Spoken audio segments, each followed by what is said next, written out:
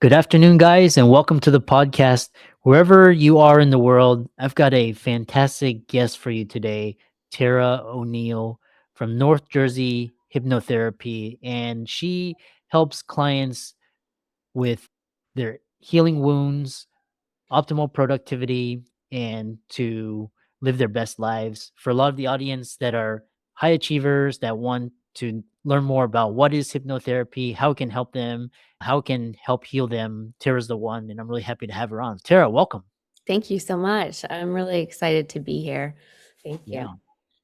Yeah. So briefly chronicle your journey and how you led you to hypnotherapy and the work that you're doing now. Yeah, thank you.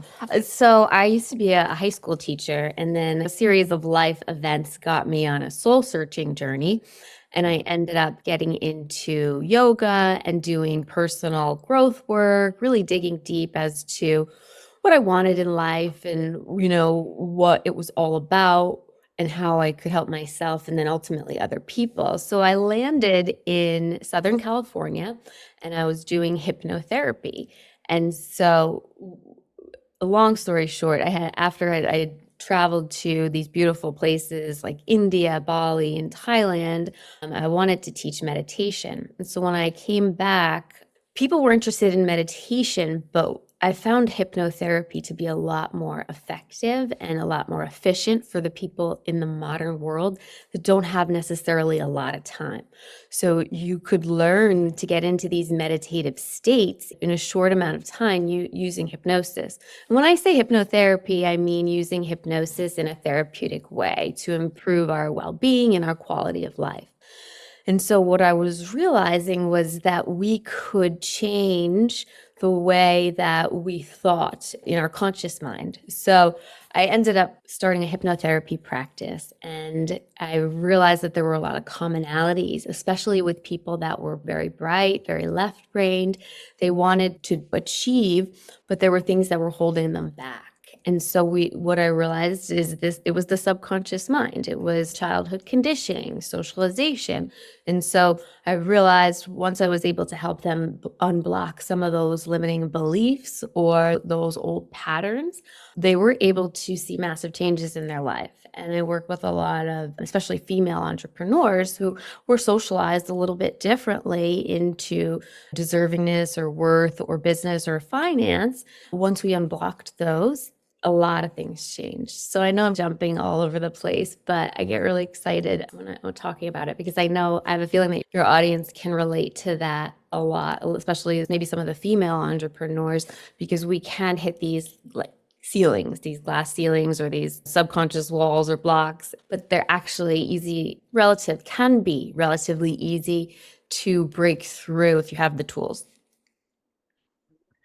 Yeah, and so really interesting conversation or introduction. And one thing I know that the audience are is gonna is asking already is because you mentioned meditation, and so what are the exact mechanisms that because you mentioned that hypnosis is a faster, more efficient way to get into these states. What is it that why can't just somebody just sit there and meditate to a like a YouTube playlist, or how does that work?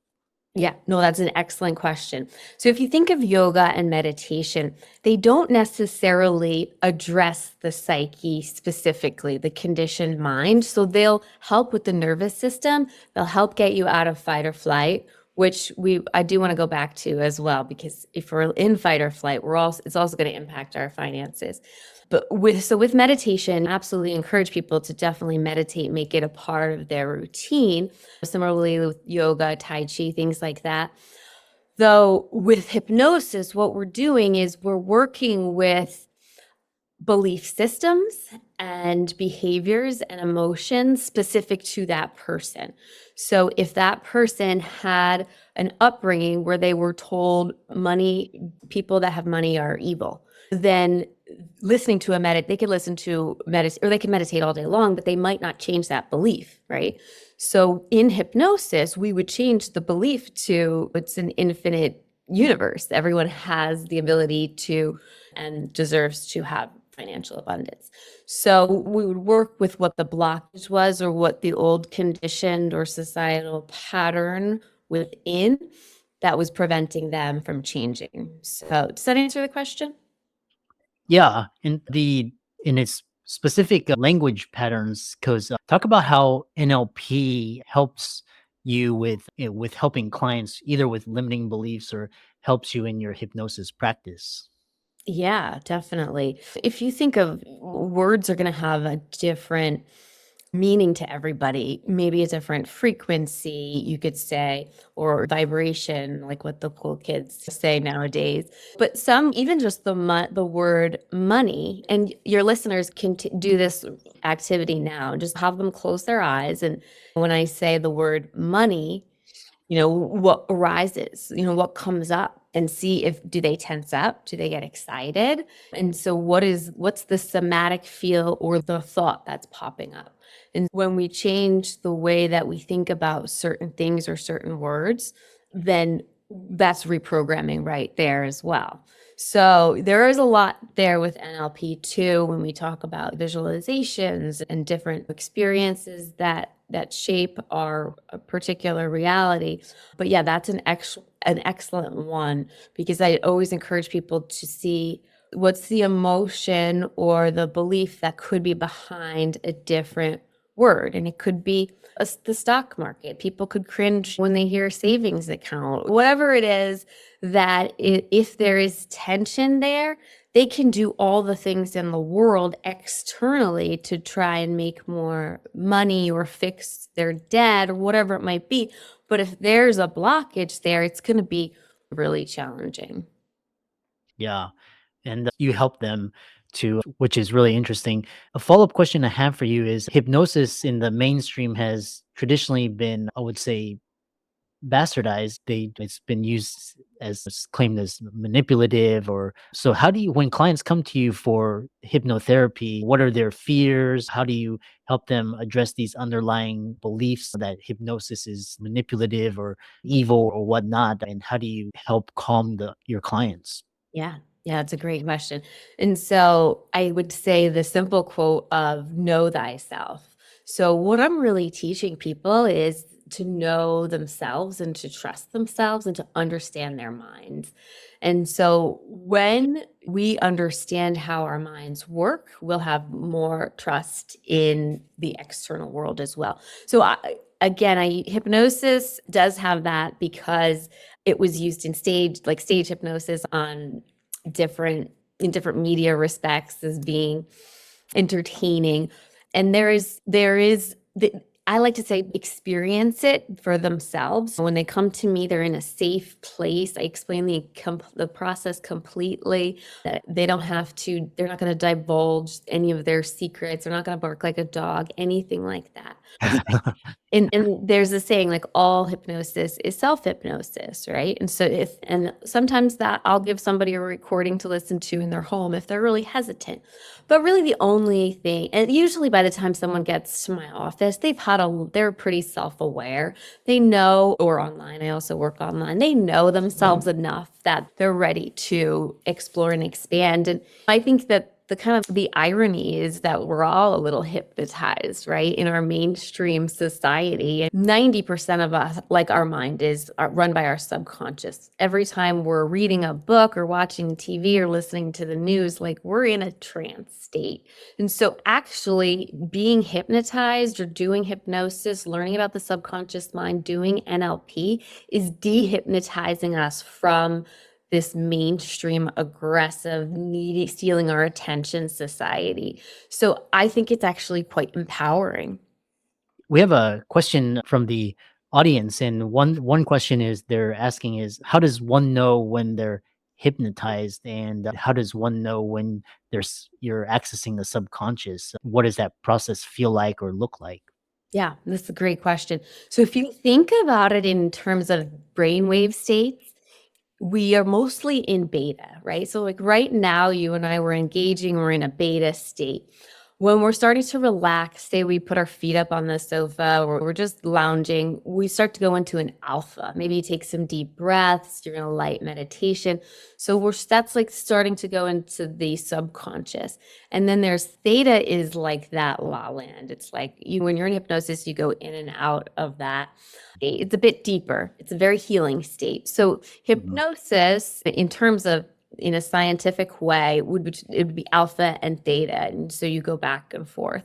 So everybody's a little bit different. I would say that it is you can get better and better at it. So maybe the first time you do it, you're a little bit anxious, you're not sure what to do, so you're a little guarded.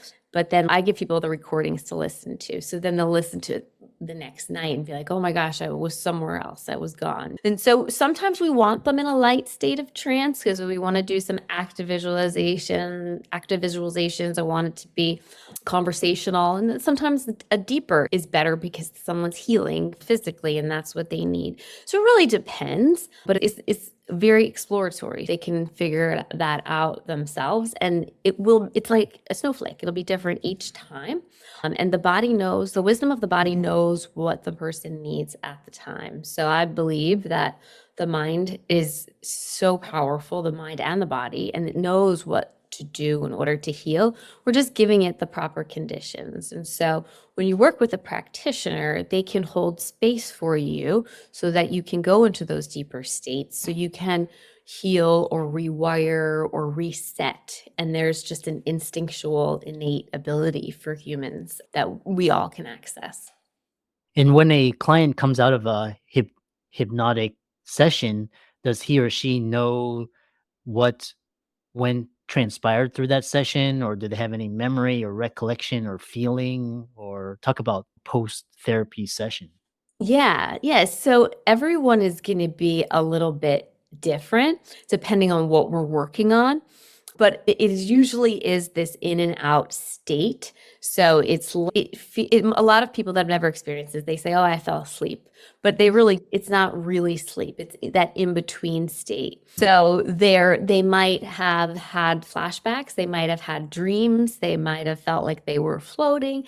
There could be a lot. Some people, they were just really relaxed. So everyone is very unique, but I would say that most people, when they're finished, they don't have much to say because they're like, wow, I just feel really relaxed. It's like getting a massage because they're in that lower brainwave state. They're not in their conscious analytical mind, so they're able to enjoy that for anywhere from several hours to several days. Yeah.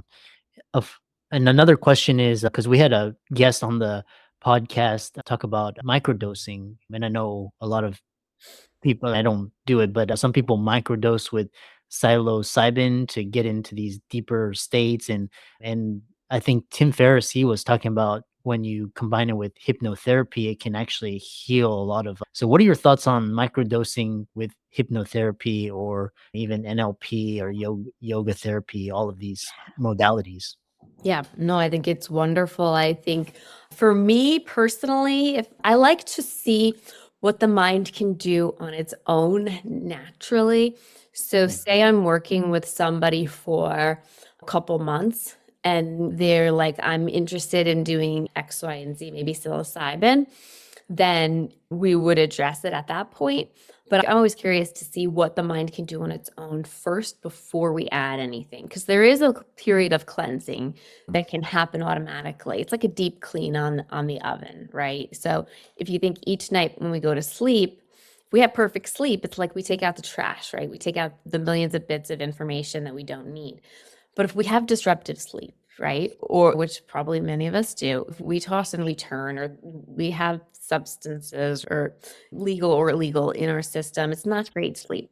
So this is really helpful in getting people to do a deep clean of their subconscious, get rid of the junk. So once we've done all of that, we start taking the onion peels, take away some of the onion peels.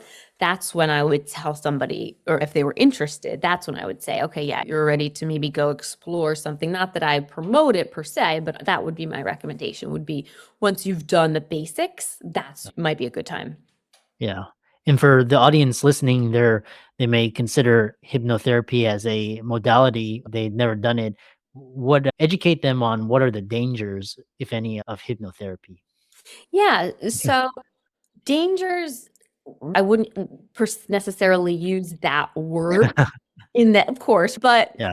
I would say there's only one client that I won't necessarily take, and that's if somebody makes the appointment for somebody else, because they Mm. have to want to come, right? They have to be willing Wow. to be there. And so if somebody's willing, like, they're fine. And I've truly never had anybody that had a bad experience. However, it stuff will come up if you're going in for healing. Stuff might come up, and they're not always bad, but you might have memories of your high school breakup or a grief that you didn't pass, that you didn't work through. If you are working on something, if that's the reason for what's blocking you from living the life that you want to live, it's in that sense. And I personally don't go digging into somebody's somebody's subconscious mind. So for example, like, I will work with somebody for 4 sessions or a month, right? Because I want to see what their subconscious is going to show us. I don't go in on a 1-day rapid, let's go poking and rip out your childhood, do a regression to your childhood. I just personally think it's too aggressive, so that I want the person to have trust and safety and security for that person. So what arises happens naturally. There's time to process and integrate in the event that it does. But it is very safe, and you have safety and security when you do it that way, because again, the psyche is very the mind is just it's a protective mechanism. So when you understand that it's always trying to protect you, like, you don't have to worry about being destabilized if you're doing it in a proper way, if you're going Mm, through the sessions in the proper procedures. interesting. We have around a couple minutes remaining, so talk about your client success stories, and then how can people connect with you and learn more from you? Yeah, absolutely. And yes, so some of the beliefs and these are actually people that have started their own business, a lot of women, they've started their own business, they have success, but they're like, they hit a wall, a plateau of money. And some of the beliefs that come in are more money, more problems, right? And so when some of it is drawing boundaries. And I had a woman who she came in, she's like, I can't get past this monthly income. And I was like, all right, so let's just imagine that you did have this next month, you made double that. And so she's okay. And automatically she was like, she had fear around it. She's like, they're going to ask me for money. And I was like, who's going to ask? So there was a fear that if she had made more money, she would be taken advantage of by her ex or whoever else it might have been. And then also that people were going to be jealous or think that she thought that she was all that because she had made more money.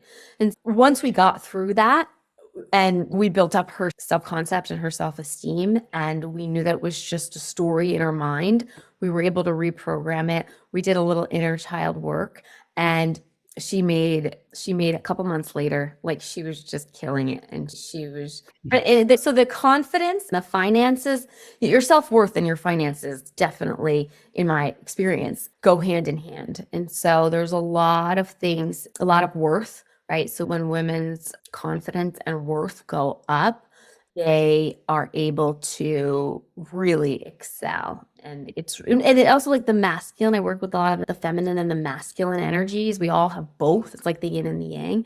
And so Mm, sometimes people need women need a little boost in their masculine energy of being more direct, more assertive, leaving, like, making it not about them, like putting their work hat on and not taking things personally. And so that's one. And then still, even though, like I said, some of these people become very successful, there are still some of these really stringent beliefs from childhood of wealthy people are bad. And so like I have some women like they will give away. It's great. Like tithing is great. I think it's really helpful for people's money, but it's funny because not even consciously, like even if they made more money, they would have these leaks, like these money leaks. I don't understand Mhm. making more money, but they have some way to give it away. So it is super interesting. And so I do also do the coaching part of it. And I'm like, okay, we need to track, where is this going? Where is there a leak? And so it is interesting to see. And almost always is traced back to childhood. And then Yeah, you get you get like a double benefit. It's like your financial abundance goes up and you also heal emotionally and you have more freedom in your mind and peace of mind. So I've worked with some amazing people and I'm really blessed to do the work that I do. interesting. How can people connect with you and reach out to you? Yeah, absolutely. So I work online and in person. I am in New Jersey now, North Jersey, and they can go to my website, taraoneal.com, and there is a hypnosis recording that they can download when they put their email in or on the website. There's a few recordings. It's a great way to just try it out, but just know that working one-on-one is really powerful because it'll be specific to their needs, their beliefs, their patterns, and their past. Interesting. Thanks so much for coming on and delving into this interesting topic. Yeah. Oh, it's been such a pleasure. Thank you so much for the work that you do and helping so many people. It's really important.